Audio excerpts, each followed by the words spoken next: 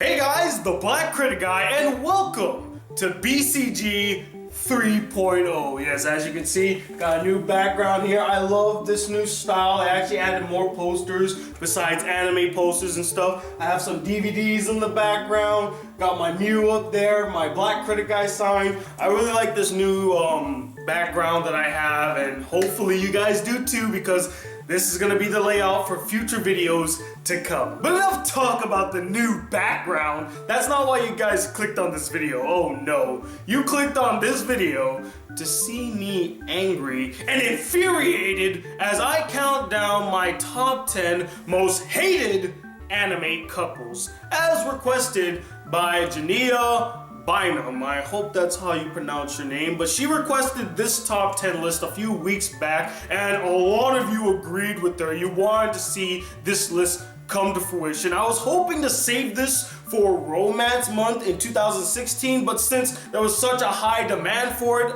I couldn't ignore it, and so I decided, you know what, might as well just do it here in Bullshit Month. And of course, before we get to the list, I do have a few dishonorable mentions, and they are as follows. Sawako and Kazuhaya from Kimi ni Todoke, Negi and Asuna from Negima, and finally, Light and Misa from Death Note. And now, the heartbreak begins. Starting off our list at number 10, we got Naru the Narcissist and Mai from Ghost Hunt. Man, you talk about wasted potential. These two are the poster children for that. At the beginning of the anime, they had a somewhat playful relationship. They had really good banter, and it actually looked like it was going somewhere.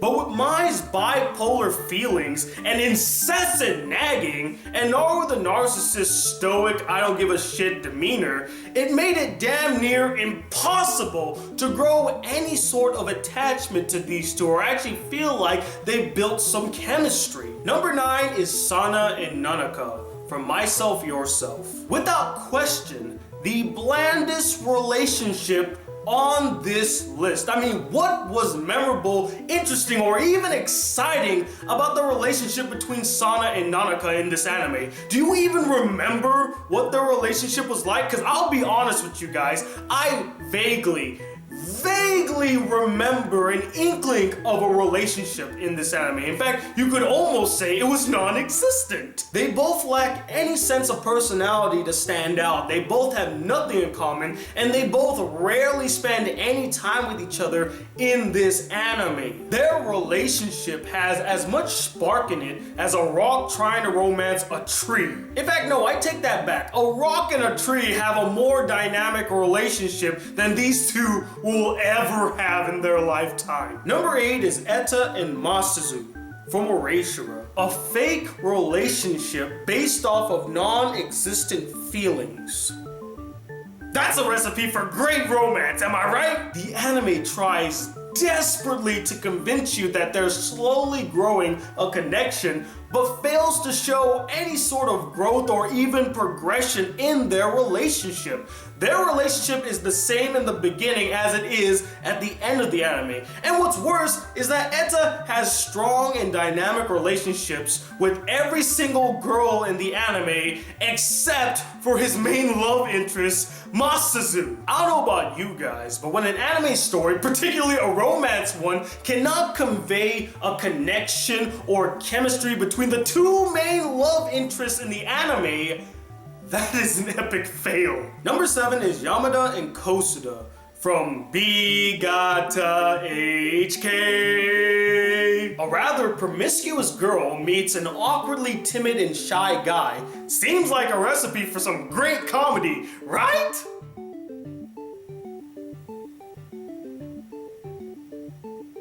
What do you think? Well, considering that they're on this list, I think that's a no. Their constant, will they hook up, won't they hook up dynamic became really daunting and extremely aggravating as the anime went on. And worst of all, it wasn't even funny. The whole will they, won't they bit is done for comedic effect. But in this anime, it was lacking in any sort of humor. And that's not even adding the lack of chemistry between the two. What chemistry? All I gotta say about this relationship You can suck my balls. Number 6 is Akutosai and Kina from Demon King Daimao. Now with this choice, I'm gonna level with you guys here. I want you to come close. This is really important. I want you guys to hear this, okay? Are you ready? You're up close? All right, here it is. I don't remember anything about this relationship. And you wanna know why? Because it doesn't exist anywhere in the entire anime. Even at the end, I didn't even buy it. Akutosai as a character is just way too overpowered, which ironically makes him incredibly boring. And Kina as a character is just way too bubbly and cheerful to really stand out from all the other bubbly and cheerful characters in anime, and it just makes her incredibly forgettable. And with that being said, this couple may quite possibly be the most forgettable couple on this list. My number 5 choice may quite possibly get me some hate, and that's Kosaka and Kirino from Ori no Imoto. Besides the fact that they're biologically brother and sister, which just makes that relationship totally wrong in my opinion.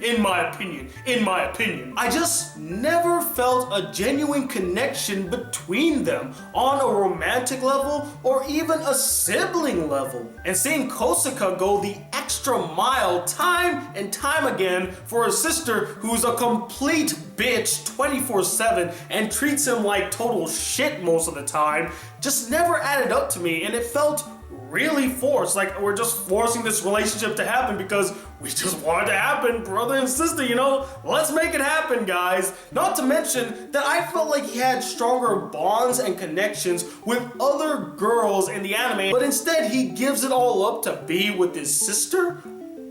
What the fuck? At the end of the day, I just hate this relationship. Plain and simple. Number 4 is Yuichi and Rika from Hanbu no Suki ga Noboru Sora. Funny enough, this was the only relationship on this list that I actually used to like. But after years of thinking about the relationship, how it started, what happened in the relationship, and how it ended, I've come to dislike it more and more. Their relationship, at its core, is completely generic, lacking any sort of intrigue or attachment. Hell, I vaguely remember what their relationship was like. There is one element of their relationship I do remember, and I'm gonna talk about it right now. At one point in this incredibly short anime, the male lead, Yuichi, actually cheats on his sick, underlined sick love interest. And the worst part of it all is that he felt no remorse for his actions. He did that to his terminally ill love interest. And I'm sorry, if you do some shit like that, you are without doubt the most deplorable fucking human being in the world. I mean, come on, you're gonna cheat on your sick, terminally ill love interest, and you're not gonna feel bad about it whatsoever? I'm sorry. At that point, I could no longer care about this relationship because it felt like a facade, and that guy is such a complete dick. But I will give this anime huge props for actually having the balls to take this direction with showing a relationship in an anime. But that does not mean I'm going to like it either. My number 3 choice, coincidentally, is about 3 people, and they are Captain Fuckface, Tweedle Want the D, and Tweedle Wanna Come from Kiss X Sis, which I recently found out that it's actually said as Kiss Sis. The X is actually silent or isn't there, but whatever. Kiss X Sis.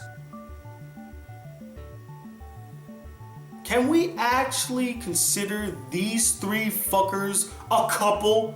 I mean, it's not like they ever get into a relationship or even do anything that would grant them a couple status. They never go on dates. They never hang out, at least in a serious manner. No, it's always of a sexual nature and always extremely awkward. Not even considering the fact that they're fucking brother and sisters. I don't care if they're not blood related. They are brother and sister by law, god damn it!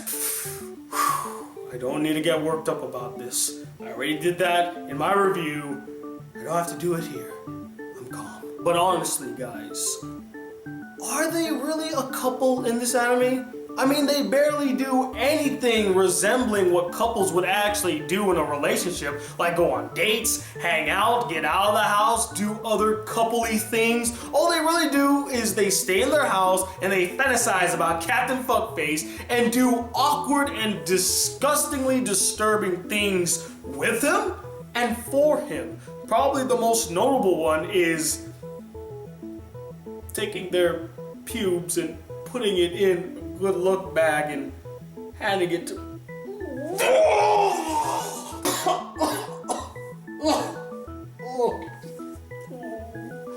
Why did I bring up that memory?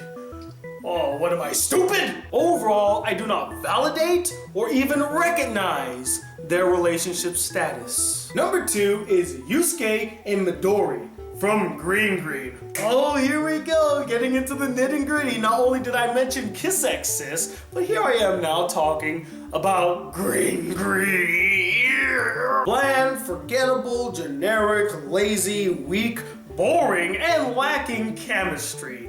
That's how I would describe their relationship, if you can honestly call it that. Not to mention the completely idiotic Romeo and Juliet future gobbledygook that makes absolutely no sense. And you know what?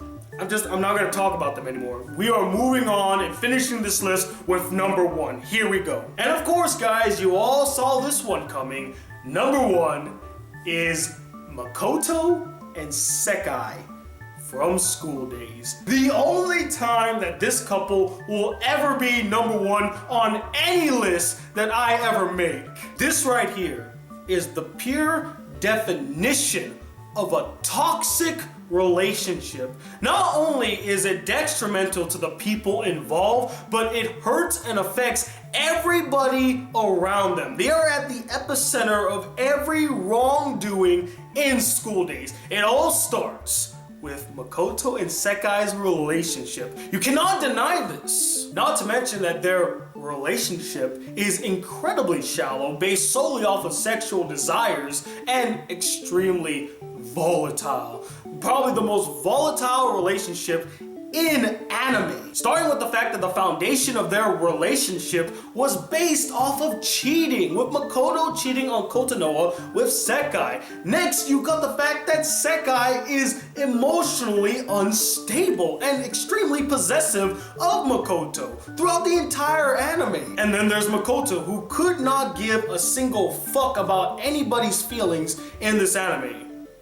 Well, he does give fucks, but not in like the emotional way, more in the physical sense. And it all culminates into what is quite possibly the most disturbing breakup scene of all time. I don't even need to tell you guys what it is. I'm quite sure you all know what it is. And if you don't, go check it out. You'll know what I mean. Overall, Makoto and Sekai's relationship was more destructive than it was productive. And that is why they are my number 1 most hated anime couple. And those, ladies and gentlemen, were my top 10 most hated anime couples. And I would love to know what you guys thought about my list. Did you agree with it? Did you disagree with it? Did you feel like I left any couples out? And let me know, who is your most hated anime couple? Comment below. Let me know, as well as let me know what you guys think about the new background. Do you love it or do you hate it? Comment below, let me know. Support the artist that makes my thumbnail by clicking this link right here. And stay tuned, I do have a bunch more videos coming your way, as well as a review for Girls Bravo. I'm probably watching the 2nd season right about now, and hopefully it's not as terrible as the 1st season. Oh my god, if you guys were following me on Facebook, I almost couldn't handle it. But stay tuned for that. I have a bunch of movie reviews coming your way, and I do have a live chat coming out next week. It'll probably be on Saturday at 10 p.m. Eastern Standard Time. I will let you guys know. And until then, guys, if you'd like to see more videos here on this channel, be a part of the Black Critic crew, please hit that subscribe button below. Like this video if you really enjoyed it. And I'm Tony Wong II, the Black Critic Guy. Till then, peace, YouTube.